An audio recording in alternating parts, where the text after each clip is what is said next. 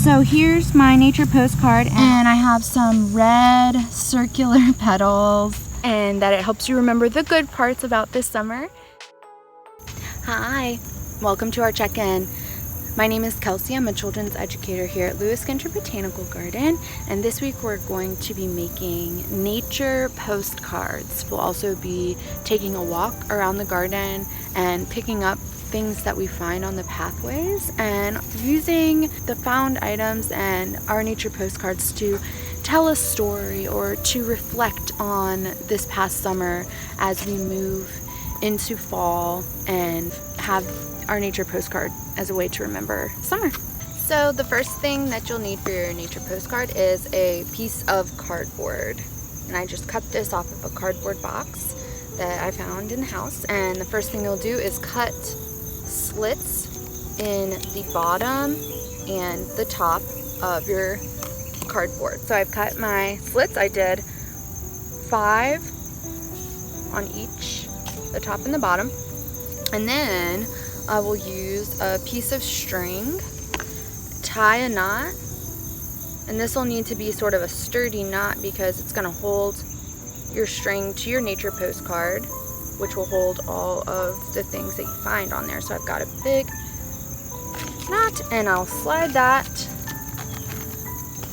onto my postcard just like that. You can see the knot is holding it in place, and then I can wrap the string around in between the slits that we cut, and this will end up creating sort of a makeshift or homemade loom. And in this loom we'll be weaving our materials, and I'll show you how to weave once I finish making my postcard. Okay, awesome. So we are ready to go. I tied a knot on the other side. We have 2 knots holding the string to our loom, and let's go find some stuff to weave in.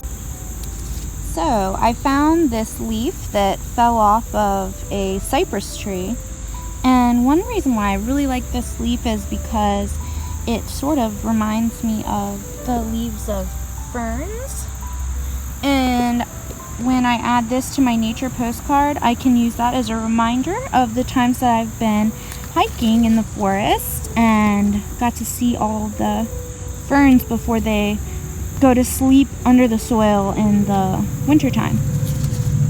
So here's my nature postcard, and I'll show you how we add things to it. You can weave by going first under, over, under, over, and just alternating that pattern across. And it's okay if your whole leaf or flower or whatever you find doesn't fit on the postcard perfectly. I kind of think it looks cool when they are a little bit too big or hanging off in an interesting way. Alright, so I've collected some things for my nature postcard in the garden, and I have my cypress leaf that looks like a fern and reminds me of hiking in the woods this summer, and I've got some yellow petals and leaves to remind me of the color of one of my favorite summer birds, which is the goldfinch. And I have some red circular petals that remind me of big ripe tomatoes. And I've got some tree bark that is sort of rough like sand and reminds me of the way that sand feels. And then I've got some milkweed seeds that are fluffy and feel like fur and kind of remind me of my dog's fur and playing with him this summer. I hope you guys get outside and make some nature postcards.